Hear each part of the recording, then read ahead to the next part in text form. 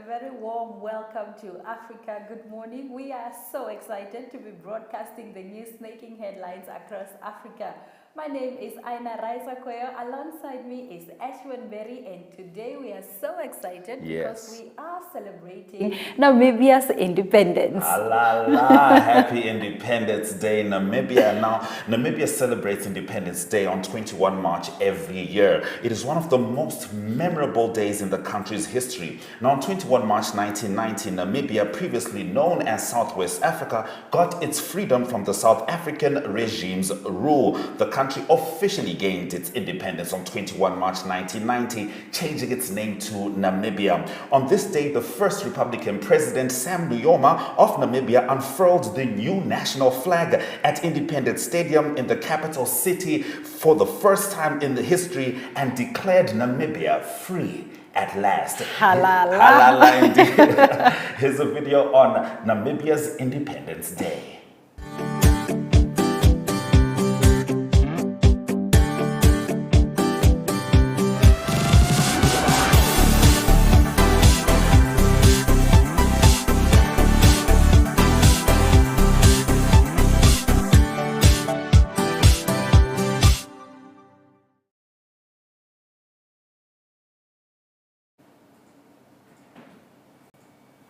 Welcome back to Africa. Good morning, and here are the news making headlines. Death toll from migrant shipwreck of Tunisia rises to 20. The death toll of a migrant shipwreck of Tunisia on Friday rose to 20, most of them being Syrians as they tried to cross the Mediterranean to Italy. A civil protection official told Reuters on Saturday the latest migrant ship disaster of Tunisia. He said the Coast Guard recovered 8 bodies on Saturday after finding 12 on Friday. A search was still underway. In recent months, several people have drowned off the Tunisian coast, with an increase in the frequency of attempted crossing to Europe from Tunisia and Libya towards Italy.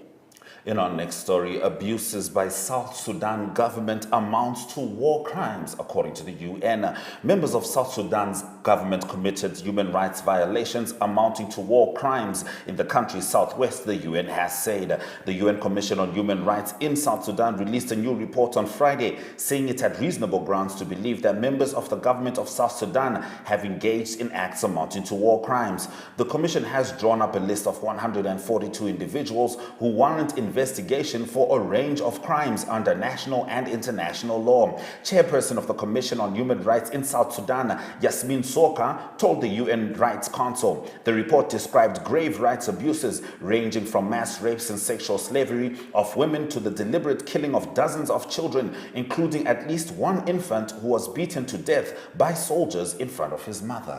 In our next story, Yemen already on the brink, now overshadowed by Ukraine war. The United Nations and aid groups have warned of grave consequences for Yemen after an international pledging conference failed to raise enough money to prevent a humanitarian catastrophe in the war-torn country. Overshadowed by conflict in Ukraine, aid-starved Yemen, already suffering the world's worst humanitarian crisis, according to the UN, is now on the verge of a total collapse. With the country almost completely dependent on imports, aid group says the situation will worsen following Russia's invasion of Ukraine, which produces nearly a third of Yemen's wheat supplies. Now moving over to Tanzanian news, crash claims 22 lives and 32 injured. 22 people have been confirmed dead, with 32 others injured in a head-on collision that involved a lorry and a passenger bus at Malela in Mvomero district. The crash, which occurred late evening on Friday, involved a truck which was traveling from Dar es Salaam to DR Congo and a bus which was traveling from Beira to Tanga. Following the accident, President Samia Suluhu Hassan has sent a message of condolences to bereaved and wished the injured a quick recovery. President Samia has called on road users in the country to ensure they adhere to road safety laws. In our next story, Guinea-Bissau police fired tear gas to disperse opposition congress. At least 7 people were injured in the clashes at the headquarters of the former ruling African Party, the Independence of Guinea and Cape Verde on Friday. Police used tear gas and batons to disperse activists from the delegation. The party had planned to hold a congress on Saturday to Tuesday, but the faction led by one of its leader, Bolom Conte, was not on good terms with the other party leaders. Bolom Conte took the case to court in February to challenge the right of the former prime minister and leader of the party since 2013, Domingos Simios Pereira, to organize the Congress, arguing, according to him, that his mandate is already over at the head of the party. After the break, we return with more news. Stay with us.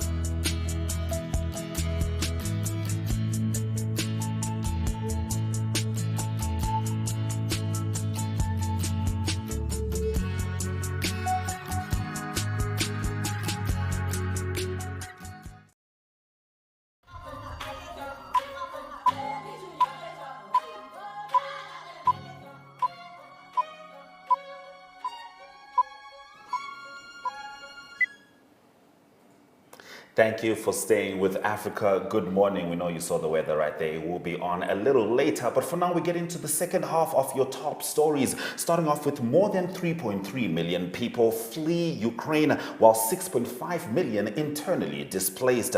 UNHCR, the UN Refugee Agency, said 3,328,692 Ukrainians had left since the war began on February 24, with another 58,030 joining the exodus since Friday's update. The UN's International Organization for Migration also said that as of Wednesday, 162,000 third country nationals had fled Ukraine. Millions more have fled their homes but remain within Ukraine's borders. Some 6.48 million people were estimated to be internally displaced within Ukraine as of Wednesday. Maputo residents turn swamp into rice field. As a way out of the COVID-19 crisis, more than 60 farmers have taken to growing rice near Maputo Toll in Matola municipality. The harvest provides each farmer with between 4 to 6 bags of rice for domestic consumption. It is a reality that goes unnoticed in the eyes of the municipalities of Maputo and Matola. Anyone who notices sees only people with hooves and have no idea what is happening there. Not so long ago, there were only hectares and hectares of reeds there, an image familiar to those who pass through the road or by rail. Today, the red beds given way to small-scale rice production, feeding more than 60 families. All right, to our next story, DR Congo's Ministry of Education accused of embezzlement of public funds. The Congolese Ministry of Primary Education has been accused of embezzling nearly $400,000 allocated to the organization for the first African School Football Championship in the Democratic Republic of Congo. The DR Congo's General Inspectorate of Finance on Saturday issued the accusations, indicating that out of $1 million allocated by the government, the ministry failed to account account fully for their expenses. The accusations range from over-quotation of transport charges and lack of accountability in other purchases, like T-shirts for the participants. In 2021, the same body accused the same Ministry of Education of embezzling over $16 million. South Africa court suspends building at new Amazon Africa site. South Africa's High Court has temporarily halted construction of Amazon's planned new African headquarters in Cape Town and ordered the company to consult with indigenous people who say the site is sacred land. Building work should cease immediately, and developer Lease Properties Trust must undertake meaningful engagement and consultation with the members of the Khoisan people, the original inhabitants of the land, the court said in a ruling on the 18th of March.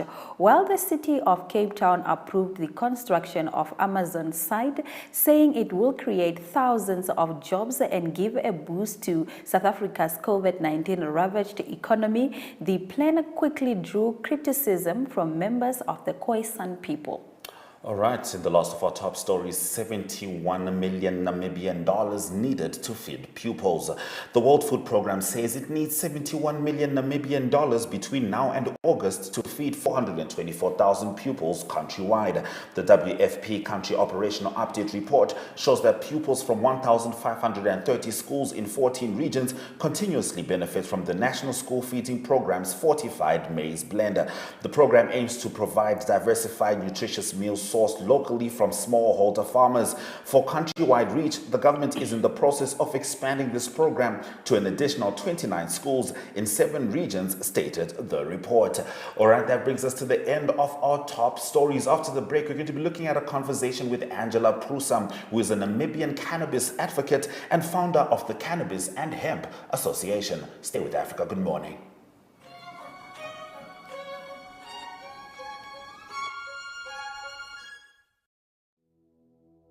Have you received a loan from NSFAF? NSFAF loan is the same as any other loan. It must be paid and settled. NSFAF has a set of guidelines on how you can repay your loan and become debt-free. Therefore, it is important that you, a former beneficiary and a responsible Namibian, show your patriotism by helping pay back your loan and thus helping NSFAF become a revolving fund for the benefit of future potential students. By failing to pay back your NSFAF loan, you risk being blacklisted or having a court order against you. So arrange with the fund to pay back your loan today. For more information on how you can repay your loan, visit our website at www.nasfaf.na or visit our Facebook page or Twitter. Do the right thing and hashtag payback the money.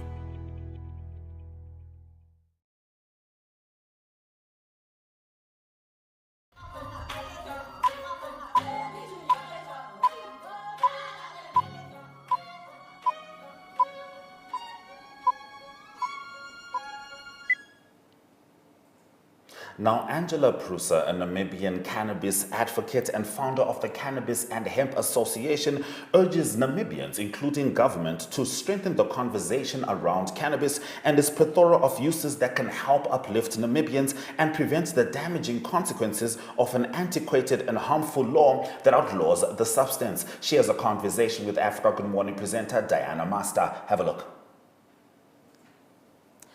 We are joined in studio today by Angela Prusam, who is the founder of the Cannabis and Hemp Association of Namibia, also known as CHAN, a cannabinoid practitioner and cannabis advocate.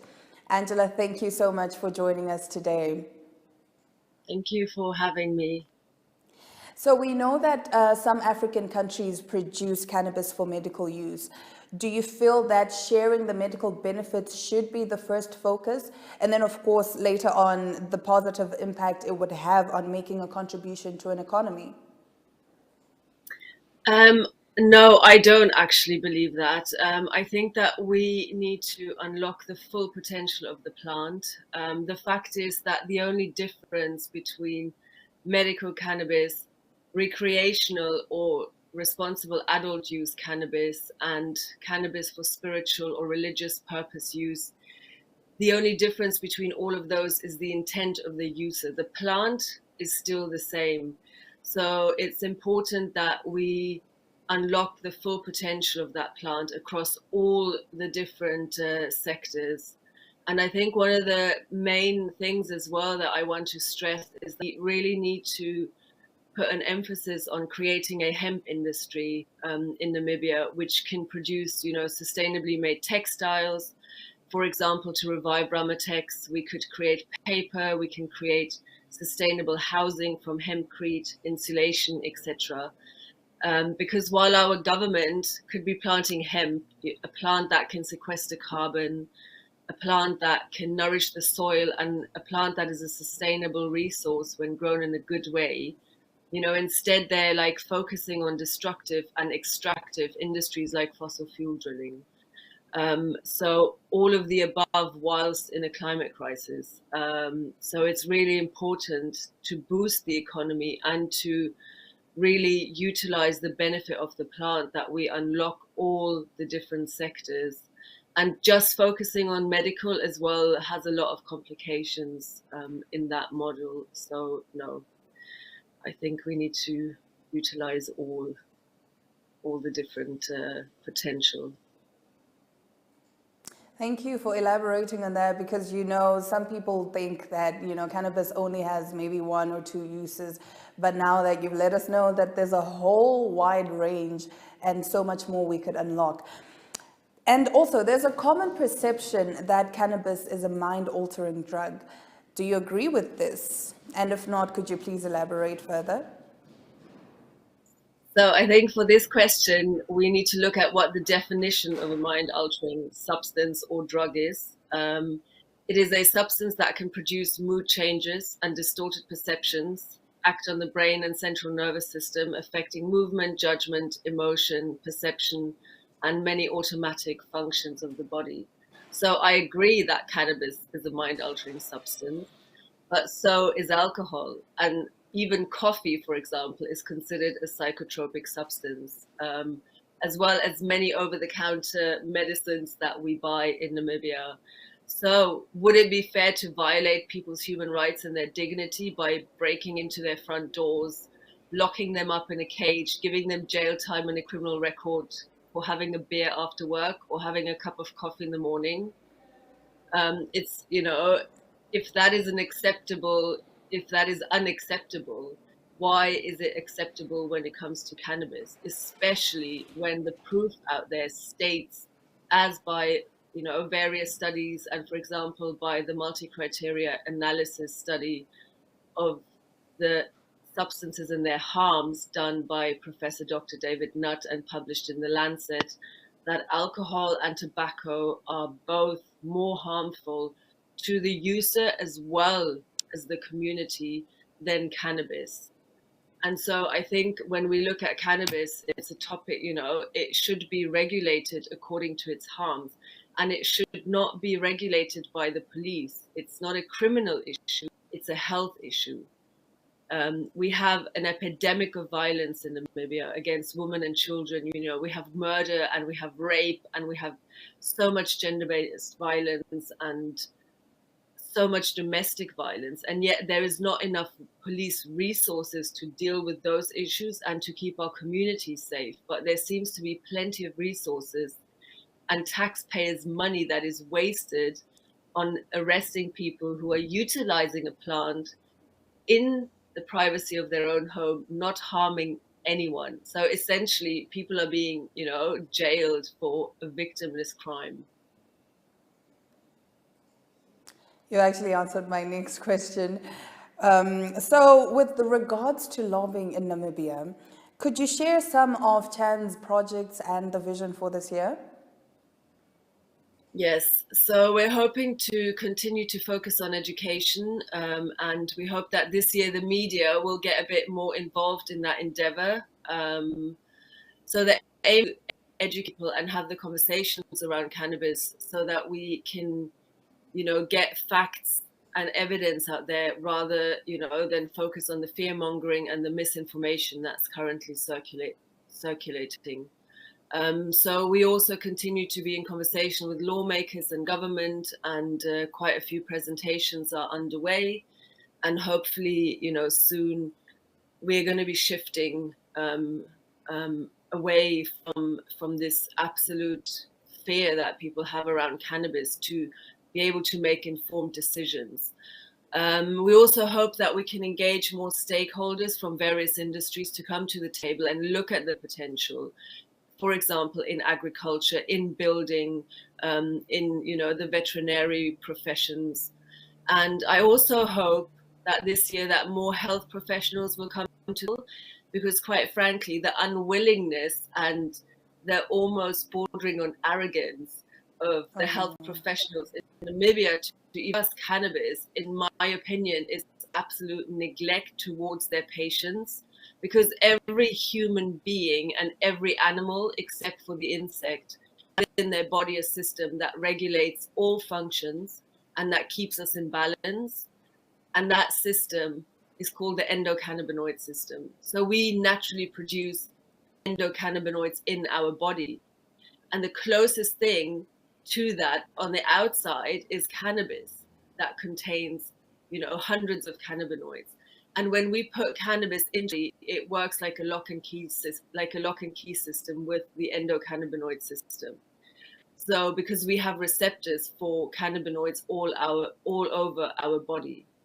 And so, for the health professionals not to engage and learn about this system means that they're missing a crucial link in healthcare. So I'm hoping that, that we can come to the table and really focus on educating people, educating healthcare professionals about this plant.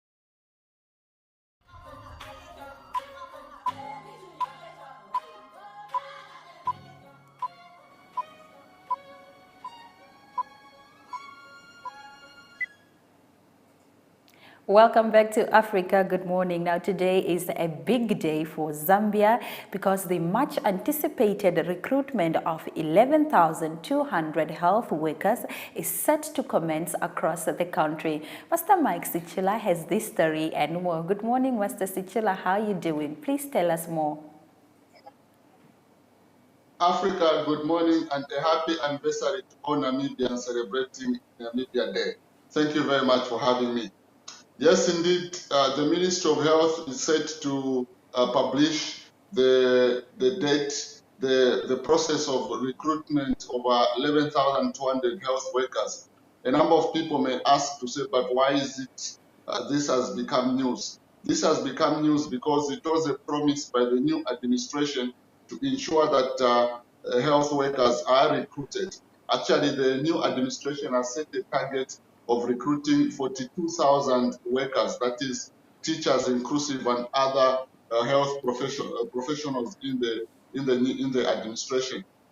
Particularly for the Ministry of Health, the ratio between a doctor and a patient is too high, and the Ministry of Health wants to bridge the gap to ensure that the gap is reduced. According to World Health Organization, Zambia is having a high patient to doctor ratio, which they want to reduce. And Zambia, as in the past years, constructed a number of high-tech medical facilities which do not have health workers to operate from. So it is against this background that the Ministry of Health wants to ensure that there are a number of workers that are recruited. So the process is going to be, it has been decentralized, meaning in all the 10 provinces of Zambia, health workers have to apply and they have to be given a chance. What we do not know is whether the Ministry of Health is going to employ all the 800 unemployed doctors, because there is a number of 800 unemployed doctors who have been protesting,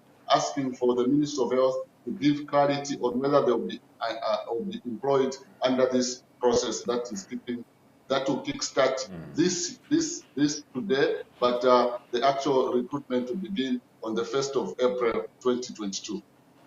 All right. Now, on a rather sad note, one of Zambia's freedom fighters, Christine Mulundika, died last week and was put to rest over the weekend. Could you please tell us more about that, Mike? Yes, Christine Mulundika is one of the last surviving freedom fighters. She died on 13th March 2022, aged 80, and she was buried at the Reparts Memorial Park over the weekend on Saturday. So she is one of those strong persons who fought against victimization of Zambians. So she came to prominence during when she asked the government of Zambia why was it that people were not being allowed to protest or demonstrate, because Zambia uses the Public Order Act, which according to the constitution, it says you should only inform the police if you want to hold a protest or a demonstration. But it has been used against a number of opposition political parties where the police says, we have not given you a permit, you cannot go ahead to protest. So she had gone to court with 7 others, and in that case, she won. She won the case, and many opposition political parties were using her case to say, during the case of Christine Marundika and 7 others, when we went to court, the court ruled that we are not supposed to be, we are only supposed to inform you as police, and you are not supposed to give us a permit to hold a demonstration. So this is one of the remarkable achievements that she achieved before her death. And a number of political parties were using a case if they want to protest. So her death has robbed the country of a freedom fighter who fought for freedom even after independence. And she was buried over the weekend. Her death probably was overshadowed by the death of President Rupia Banda, but still more, the government of Zambia went ahead to give her a befitting send-off, and her funeral was actually attended by the Vice President, Ntarina Rumango, who represented President Hakainde Hichilema in leading other mourners to witness the burial of Christine Mulundika. All right, now moving on to some progressive news. The government of Zambia plans to start producing all livestock vaccine locally. Please tell us more. Yes, the government of Zambia has been fighting foot and mouth diseases as well as corridor diseases. So this is something that the government has been grappling with for a number of years. So under this new administration, the government has set plans to say, why not begin to produce our own vaccines so that we address these livestock diseases? Because these livestock diseases have over the years affected smallholder farmers who depend on livestock for their livelihoods. But if these vaccines are not available locally, it makes them very expensive. So the Ministry of Livestock and Fisheries has set these plans, including using other stakeholders as well as local pharmaceutical companies to see whether this plan can be actualized, so that these livestock diseases vaccines can be produced locally and stop the importation. Because the government has not disclosed how much they spent, but they have said they spent a lot of money importing these vaccines to contain the livestock diseases. So this is something that has excited a number of livestock farmers. Understandably so. Now, Mike, as briefly as possible, could you tell us about the Chipolo Polo match in Iraq, and of course the 8 filmmakers who were nominated for the Africa Magic Viewers' Choice Awards, as briefly as you can, Mr. Sichula? Yes, on Friday, Zambia lost 3-1 against Iraq in Baghdad. The team that was used in Baghdad is not a strong team that includes Paston Daka and these others. It was a preparatory match to use that team for the upcoming Chang Africa Cup of Nations. And the coach was also trying to select these new team players who are going to be part of the full squad. So that aside, then getting back to the Zambians who have been nominated, notable among these Zambians who have been nominated now, Mwaka Nakwiti in the best television series drama for comedy. Then there's also David Kazadi, Black Dollar, who has been nominated under the best movie Southern African category, and in the best multi-choice talent factory category, Masuzio Mwale, Cosmas Nyandu, and Abel Ngoma and Edward Sakara got nominated for the Nyao production. So this is something that is good for the Zambian film and entertainment industry, because these awards are just continental awards, and they're going to motivate a lot of Zambians who are in film production to say, I can get this if I begin to do the best thing of acting. Absolutely. Thank you very much, Mike, for bringing us such a comprehensive report from Zambia. Thank you very much. Africa, good morning. Do have a blessed independence anniversary for Namibians. Thank you. Thank you very much. A blessed Independence Day we shall have indeed. Let's have a look at the weather forecast before we cross over to Talent Korea in Zimbabwe.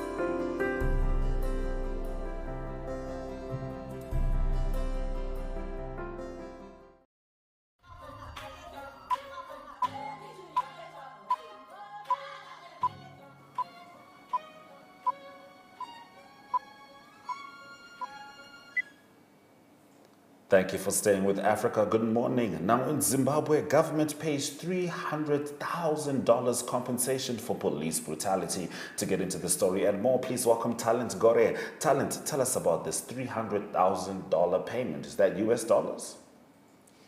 Good morning, Africa. So, Home Affairs Minister and Police Commissioner General Gordon Matanga have hastily paid 300,000 Zimbabwean dollars to two people who faced brutality from the police.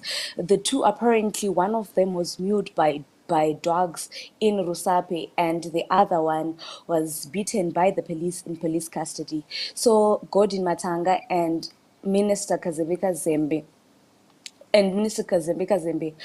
were told to come to the court, and they did not appear before the courts. So this $300,000 is a compensation to two victims of police brutality to avoid imprisonment for contempt of court. They failed to pay the damages. Matanga and Kazembe failed to pay the damages within the set time frame, resulting in the victims filing two court applications on March 3 and 4, seeking for the arrest of police commissioner and the Minister of Home Affairs. So apparently they are now set to pay 300,000 Zimbabwean dollars to the two victims.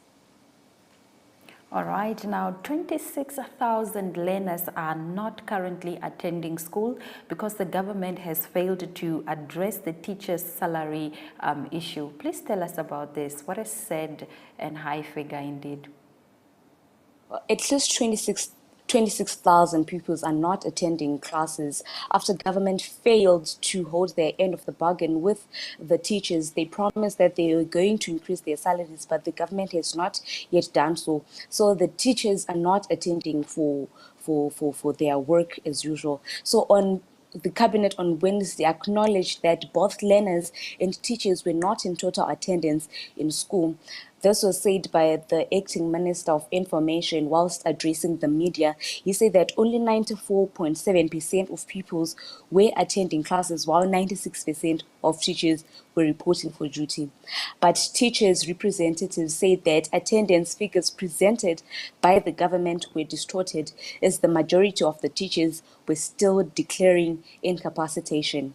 Progressive Teachers Union of Zimbabwe Secretary General said that school heads who were tasked to provide statistics were giving inflated figures to protect themselves and their members from disciplinary action.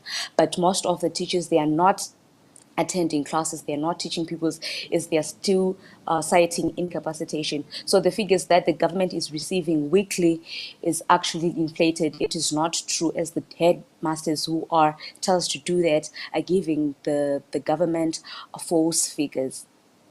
All right, now in your last story, Zimbabwe maids lured to slavery in Oman. Please get into that, Talent. Scores of Zimbabwean women employed as domestic workers in Oman are being subjected to deplorable living and working conditions that include constant beatings, overwork, underpayment, and forced labor. An official investigation has concluded. The Zimbabwean embassy in Abu Dhabi, the United Arab Emirates, has established that some local employment agents working in collusion with criminal syndicates in the Middle East country were luring Zimbabwean women to the country through false promises of well-paying jobs before trading them off into virtual slavery. So the embassy recently dispatched senior officials on a consular visit to Muscat, the capital of Oman, after being overwhelmed with calls from several Zimbabweans employed as domestic workers, raising alarm about their working conditions. It was established that most of the women had their passports confiscated on arrival and were being forced to see out their 2-year employment contracts in spite of poor working conditions. And some of the employers are reportedly demanding up to 2,500 United States dollars from the women in return for their freedom. So apparently those who are working there, they're getting about 60 to 80 United States dollars per month. So the ambassador to the Zimbabwean ambassador to UAE has told the government that they should put a ban on the migration of Zimbabweans to Oman to work as maids. Oh, wow. Truly disheartening news. Thank you very much, Talent, for bringing us the news stories from Zimbabwe. You are welcome, and thank you very much for having me. And also, happy Independence Day, Namibia.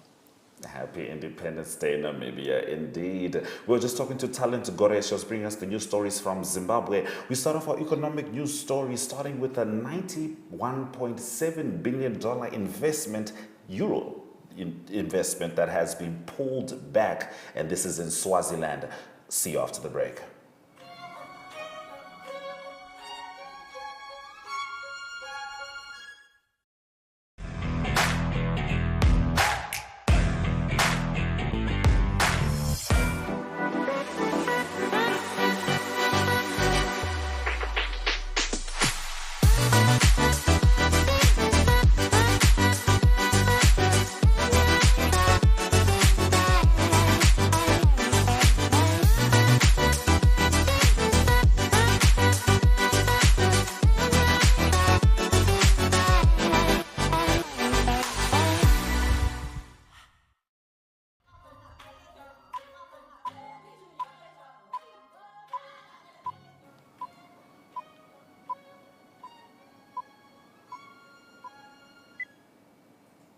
Thank you for staying with Africa. Good morning. Let's get into your economic news stories. Angry investors cancel KM the Third Airport's 91.7 billion euro investment.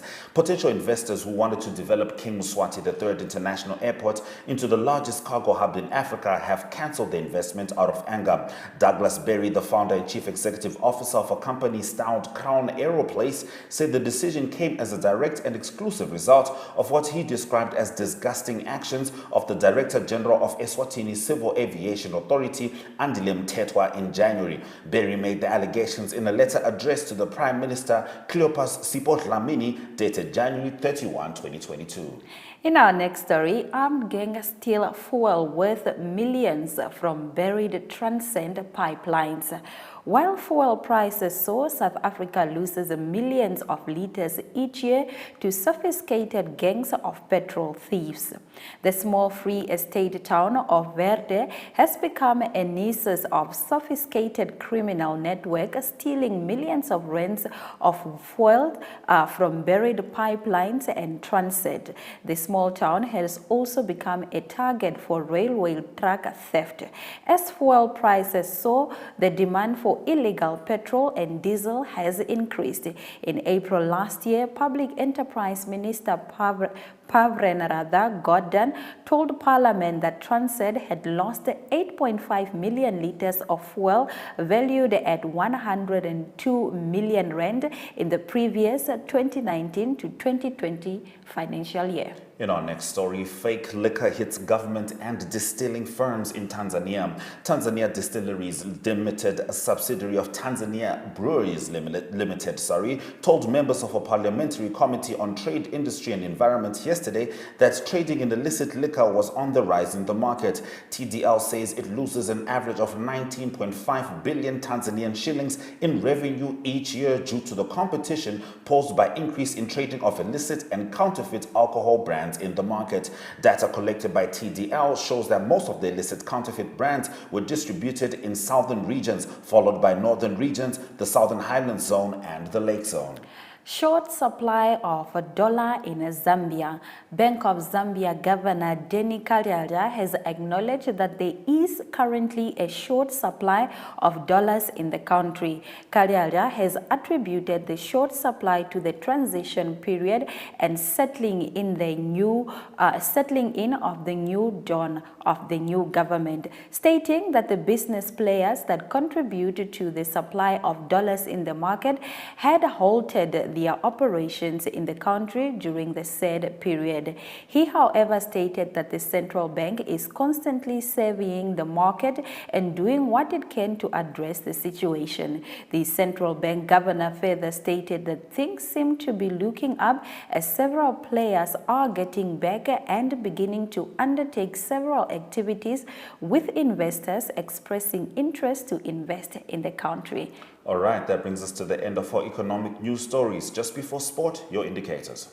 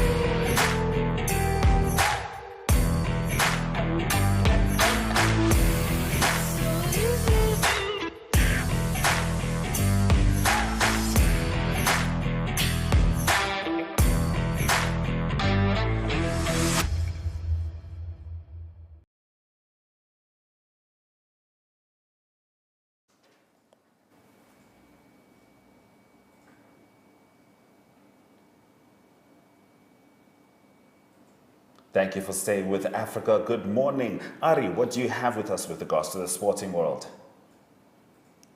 Yes, a very good morning, Ashwin. Briefly, there's quite a few sports events that took place. Let's start with the Cricket World Cup in New Zealand, the Women's 50-over World Cup that's taking place at the moment. And news from the tournament, there's a rain delay in the game West Indies against Pakistan going on at the moment, or not starting. That's being played in Hamilton. Important game for West Indies. They're third at the moment on the log. They can't afford to lose points. That is action from England playing New Zealand. That was a big result played over the weekend. It was England that beat New Zealand in a tight game just by 1 wicket. and that was an important game for England, probably to make the top four. New Zealand under pressure as hosts to go through now to the last four.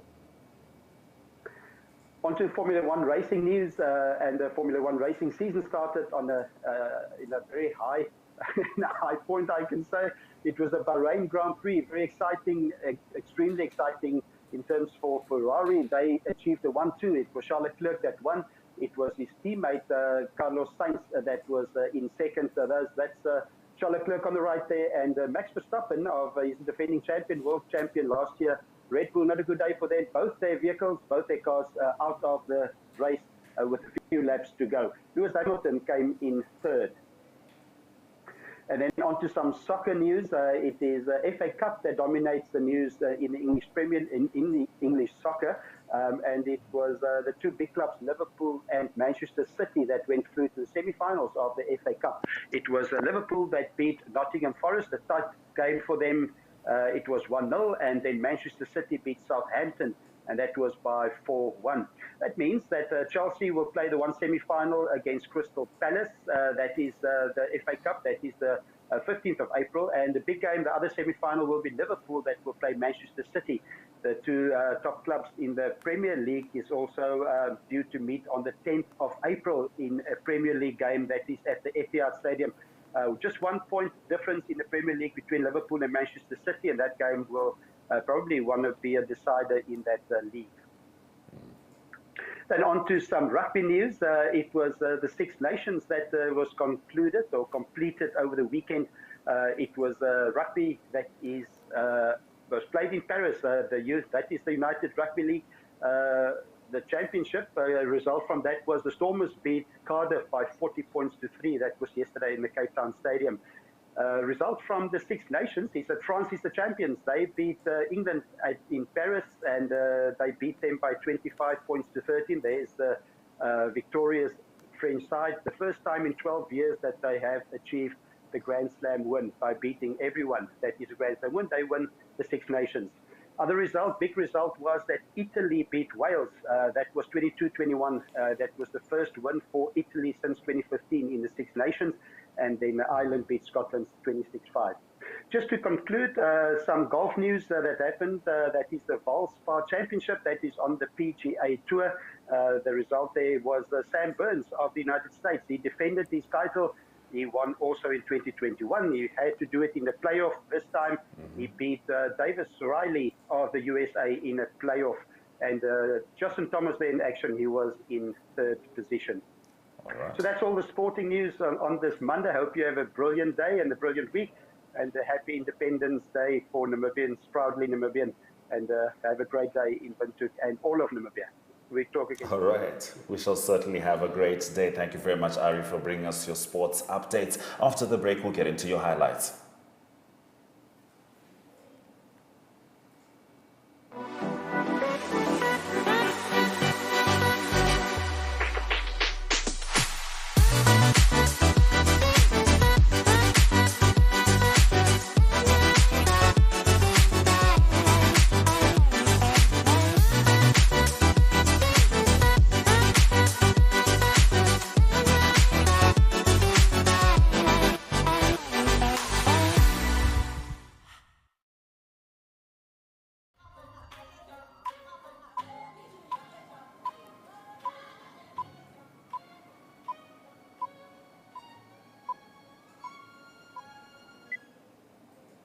Thank you for staying with Africa. Good morning from the top of the hour. Let's get into your headlines.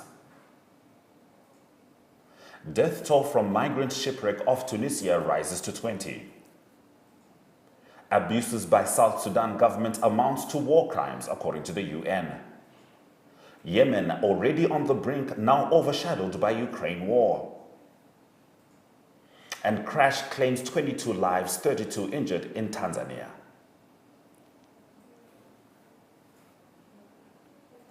Those have been our stories.